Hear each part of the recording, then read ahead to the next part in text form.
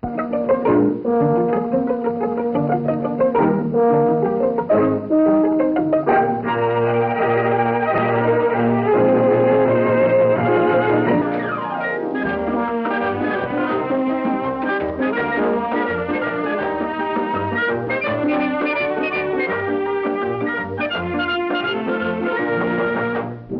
Loretta Young Show.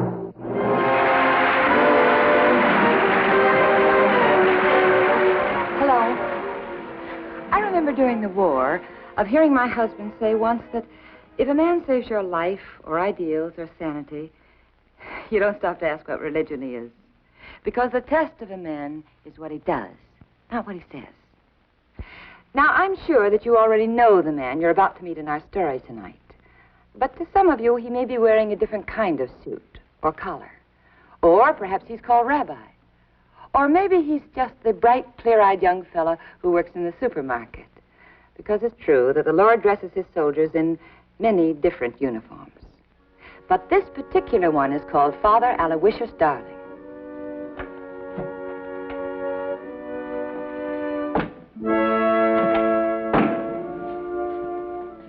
Oh, I didn't mean to frighten you. I'm sorry. I didn't know anyone was around. I have no business here. We all have business here. Is there some way I can help? There was no other place I could go. I've run away. At some time or another, we all try to run away. Have you had your breakfast? Well, then there is a way I can help. Come, we can go this way into the kitchen.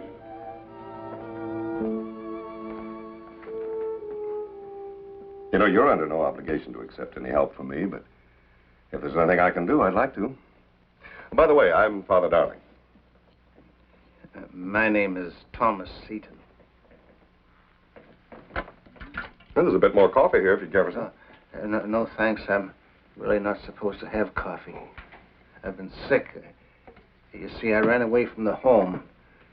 That's why I came here. I had no place to go. Why'd you run away from home? I don't know why. I know they're all trying to be good to me there, and my daughter is too, and Howard, I don't know why. Your daughter and Howard, they put you in this home? No, I wanted to go. It was the best thing. They're to be married. I can't remember things. I never thought it could happen to me. Getting older, I'm no use. I fell downstairs. I was carrying one of the children, and I fell downstairs, and I don't even remember it.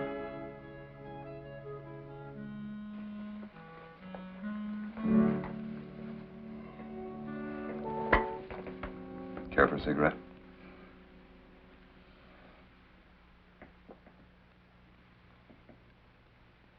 Oh, you like that? That's the first one of those I ever owned. Sterling. Mm-hmm. Good. I was a jeweler. Seaton. Not Seaton and Dunnock from downtown. Yes, I've retired. That was a Christmas present from some of my boys. Green Street gang. Tell me, was there some trouble at this home? No, I wanted to see Amanda. Who? My daughter. I know I shouldn't. I don't want to make trouble for anybody, particularly Tommy and Liza. And who are they? They're the children. I'd better get back. Just a minute. Would you mind if I went along with you? It's such a beautiful day out, and I usually take my walk just about this time. I'll be right back.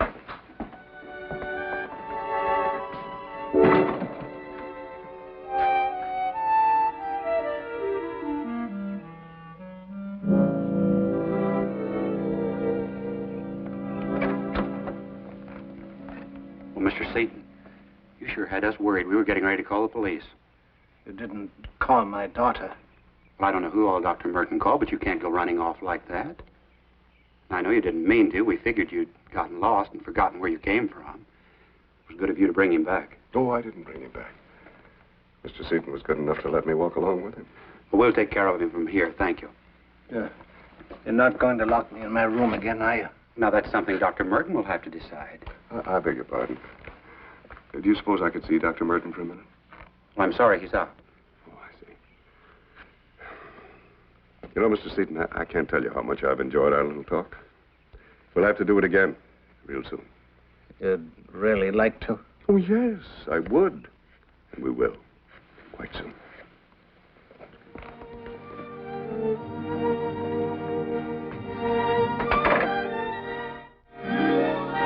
I understand your position, Doctor. I don't wish to disturb the professional confidence you have in your patient. Oh, no. Mr. Seaton had nothing to do with this. I was just curious. I noticed that he was on drugs. Well, judging from the contraction of the pupils. No, I have no medical training. Mr. Carney. No, I don't believe I do. Why? I think inquisition is rather a strong word. I was merely curious now. Huh?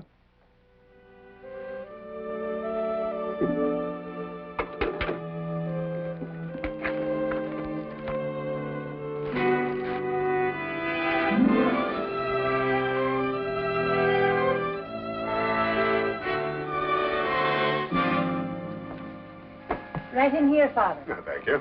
I'll call Mrs. Seaton. All right.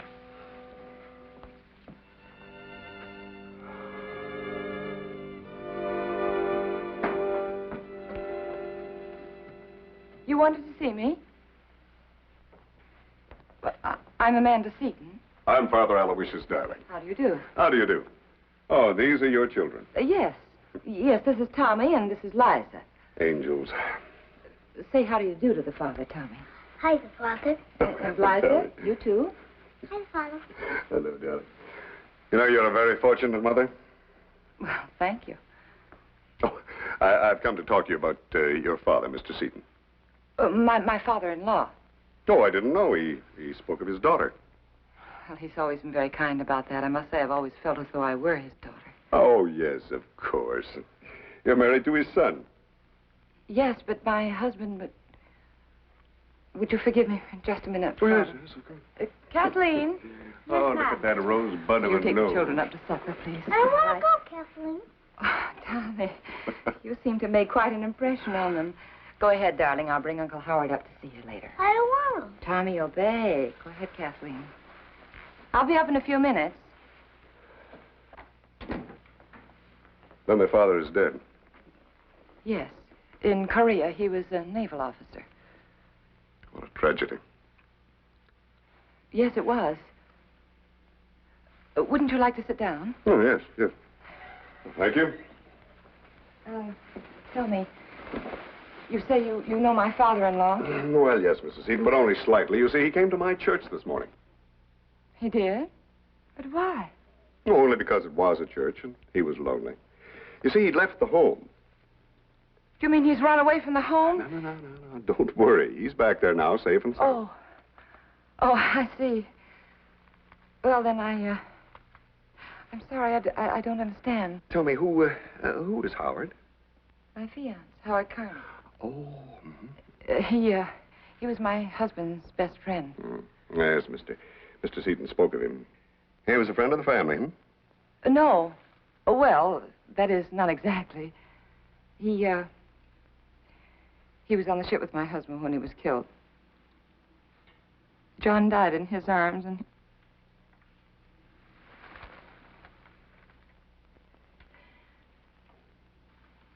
I'm sorry. Forgive me. What is it that you want? Your father-in-law loves you very much, doesn't he?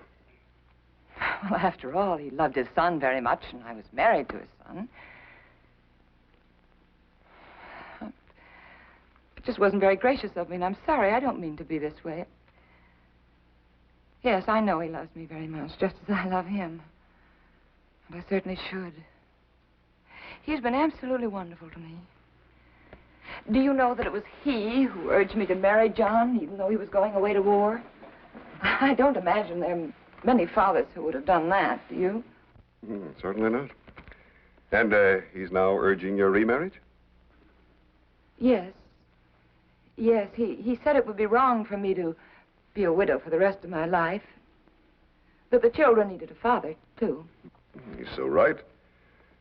You know, it seems to me as though he thinks rather clearly for a man in a mental home. Oh, no. No, that was before. You know, you've absolutely no idea how he's changed. He's aged so. You know, Mrs. Seaton, in my calling, I run across almost all the tragedies that can happen in human life. And old age, well, that's a tragedy only because of the way the young regard it. Why, our life is like a good book. It has a beginning and a middle and an ending. And to despise the end, to throw it away, well, that's like fixing up a good lamb stew and then throwing away the lamb. May I ask you how well you know my father-in-law? Well, only well enough to wonder what with all the room there must be in this beautiful big house a man like Mr. Seaton is doing in that home. Well, he's in that home because he needs care. Constant care. And what's more, it was he who suggested that he go there. Well, Howard wanted to bring male nurses in here, but he decided that would probably make matters worse, and that the kindest thing would be, after all, to send him into that home. I see. Howard decided, hmm? Well, yes. Well, that is, we all did, I mean. After all, my father-in-law is 68 years old. That makes me feel kind of doddering. I'm 69. I'm sorry. I meant no offense. No, none taken. This Howard Carney, he's a doctor then, huh? No. No?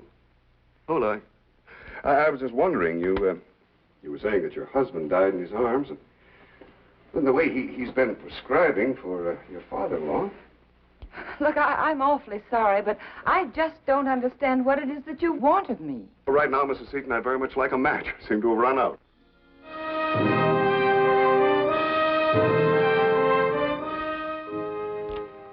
Oh, thank you very much. You know, Mrs. Seaton, it's part of my business to try to help people. Sometimes it's not a very popular business. But I've found that whenever a man like Mr. Seaton figures that he's a burden to people, he's usually been made to feel that way. My dear sir, if you're inferring that I did that, you're quite wrong.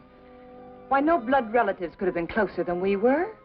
Why, he even retired after John's death so he could be with me and the children. Of course, I should never have allowed him to retire. They say when a man gives up his interest in a business that's been his whole life, he soon loses his grip on everything. But it wasn't just the retirement, it was his illness. His illness? Yes, he had the virus. And then there was a slight stroke. Oh. It was just after Howard came and the doctor said that it might have been the shock of hearing how John died. Well, anyway, he just never seemed to be able to gain his strength back again. Then he started forgetting things. Howard noticed it first, and then later we all did. Mr. Seaton is very fond of Howard. Oh, indeed he is. Well, he feels about him the way he would his own son. You know, Howard's been wonderful. He's just taken care of everything. I don't know what we would have done without him. Honestly, I don't. It must be a real comfort to you. Yes, it certainly is. Mr. Seaton decided on the home himself, and you thought that he'd be much better taken care of there. And he figured it would be too dangerous for the children if he remained here. Well, the first concern of all of us must be the children for their sakes as well as his. We all decided that. That was an excellent decision. Oh, thank you. Mrs. Seaton, this is a fine library. Oh, books, they're such a comfort. Tell me, how did you happen to pick Fairfield Manor? Oh, Howard found it for us. Oh, this must be Mr. Carney. Oh, Howard, I didn't hear you come in. I came in the back way. I bought some things for the kids. Oh, I begged you not to. You've had them completely spoiled as it is. Father, this is Mr. Carney. Father... Darling. Darling. How do you do? Well, Father, what brings you out on this fine day? Well, as a matter of fact, I came to see Mrs. Seton about Mr. Seton. Oh, Dad. But sit down, Father. Make yourself comfortable. Thank you. Yes, thank you. Will you have a drink, Father? Not right now, thank you. Amanda? Yes, I will, please. Howard, I have a feeling that Father thinks that Dad shouldn't be in that home. Well, it isn't as though he'd been committed to some institution. Well, perhaps, Mrs. Seton, if you'd go to see him, it might help. Oh, but Father, Dr. Merton says that he's worse after we've been there. Oh? Well, perhaps if Mrs. Seton were to go alone. Well, we've already had competent medical advice. The advice was to leave him alone, to let him make his own adjustment to the home. Do you really think you're doing him a favor by meddling? I mean, by stirring him up. You see, it's for the children's sake, Father. He fell on the stairs once, just after he'd carried Tommy to bed. If Tommy had still been in his arms, heaven only knows what would have happened. Well, he seems to think he did fall, with Tommy in his arms. Oh, no, Tommy was already in bed by then. We certainly appreciate your interest, Father, but... Well, I'm confident he's receiving the best of care. Yes. Well, I'm sure you know what's best. Hey, you know, I'm awfully glad to have had this chance to meet you, Mr. Carney. You see, both Mrs. Seton and your future father-in-law have told me how well you've taken over in this time of need. Yes. That's a large responsibility. Takes a big man to handle it. Responsibility of 3 lives, this fine big home. And there must be quite a bit of money to manage, too. If you're insinuating that I'm marrying Amanda for her money, well, I'd better make it perfectly clear that she hasn't a cent. By the terms of the will, everything's left to the children. Oh, yes, I see. But as the husband, of course, you'd have the management of the children, and through them of the money, though, wouldn't you? Well, naturally. Well, yes, of course. Well, that's exactly as it should be. Husband having control. Yeah. Well, I'm not going to take up any more of your time. I just wanted to inquire about Mr. Seton. Yes. But since you have had competent medical advice... Oh, you have had other opinions, of course. Oh, no, just Dr. Merton. Oh, Dr. Merton isn't an MD, you know. What? It's just this curiosity of mine. I'm always looking into things. You know, I even read the advertisements on breakfast food boxes. Howard, maybe we better ask another doctor to come in on consultation. Why, sure, honey. I'll find someone tomorrow. Yeah. But regardless of what degree Dr. Merton holds, honey, you know your father-in-law is senile. Well, no, he didn't seem that way when he was with me. I promised I'd see him again. I think I'll drop by again tomorrow. Yeah. Just what do you propose to do for this senile old man who has delusions? Exorcise the devils as they did in the Middle Ages? I should never be in favor of leaving devils around, Mr. Kern. Oh, surely, Father, you still don't exorcise devils. Well, I don't recall of ever seeing one. But we go on the assumption that it's nice to have prayers around just in case. You know, you seem to know quite a bit about exorcising devils, Mr. Carney. I was raised in the church. I grew out of it. Tell me, what was the ship you were on with John Seton? We were shipmates aboard the Albuquerque. Shipmates? Oh, she had a fine record, the Albuquerque. She did. You recall the name of her skipper, then? Yes. Captain George H. Ramus. You have a fine memory, Mr. Carney. Tell me, where were you from before you joined the service? I lived in New York. Mm-hmm. And your parish church? St. Ignatius on... Say, what is all this? You know, I like to believe that nothing the church ever gives a boy is ever quite lost. You know, Mr. Carney, it was real generous of you to come all the way out here to console the family of your friend. Well, he was my best friend. Mm-hmm. Tell me, do you remember the name of the chaplain on the Albuquerque? No, I don't. Why? You know, in my experience, any boy that had been raised a Catholic would most certainly remember the name of the chaplain. Well, I've already told you. I got away from all that. Well, just why am I getting this 3rd degree? Well, now, if you had been a chaplain in the Navy, wouldn't you resent being forgotten? Wouldn't you? A chaplain? You know, Mr. Carney, old men can jump to conclusions better than young ones, with much less to lose. The conclusion I'm going to jump to is that you couldn't remember the name of the chaplain because you were never aboard the Albuquerque. Howard. Father, I'd say you were making some rather dangerous guesses right now. Yes, I am. It's just that curiosity of mine. You see, it led me to make 2 very important phone calls.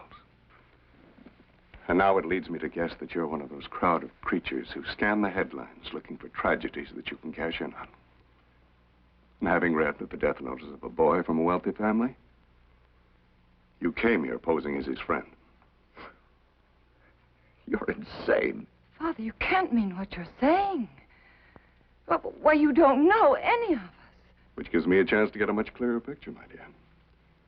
You see, a wife, a father, stricken with grief, are in no position to do any investigating. Howard, tell him it's not true. Well, tell him. This is ridiculous. And the masterstroke was to convince an old man who was already physically ill from the shock of his son's death that he was mentally ill as well. To get him to voluntarily go to an unscrupulous quack who keeps him doped to a stage of almost unconsciousness, leaving you in full control of his wealth. Howard, tell him he's wrong. Of course this isn't true. I've never heard anything so insulting or preposterous in my life. Now get out of here. Amanda, tell him to get out. Mrs. Seaton, I don't blame Mr. Carney for being upset by all these unsubstantiated guesses. But if you'll give me permission to make one long-distance phone call, I believe I can clear everything up. Oh. I'd like to call the naval station in San Diego and ask to speak to Captain Ramos. Perhaps the captain can remember Mr. Carney. Get out. I hope I have your permission, Mrs. Seaton. Now, just a minute, Father. Amanda, throw him out or I'm leaving. Howard, tell him he's wrong. Please tell him he's wrong, Howard. If I am wrong, it's to everyone's advantage to find it out now. Well, Mrs. Seaton. All right, Father, go ahead.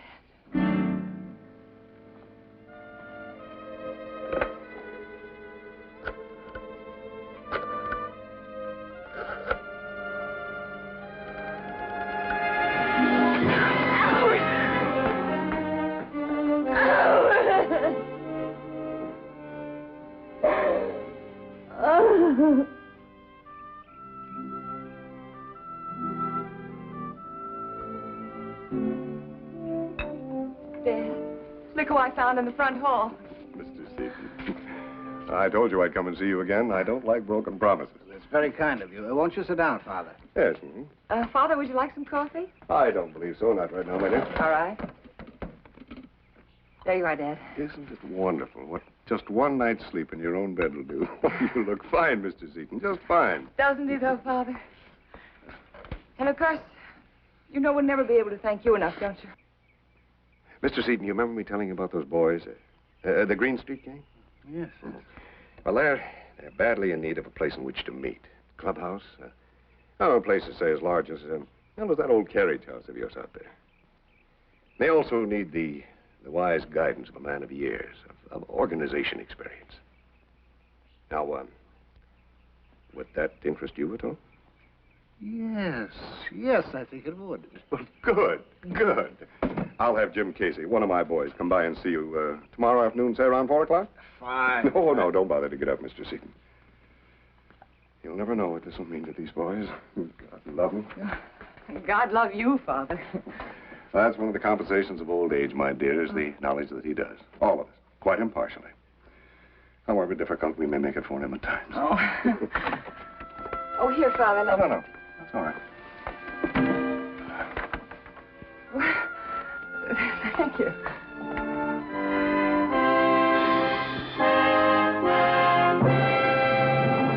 Do you see that by works a man's justified and not by faith only? So also faith without works is dead. It's from James chapter 2. Well, good night. See you next week.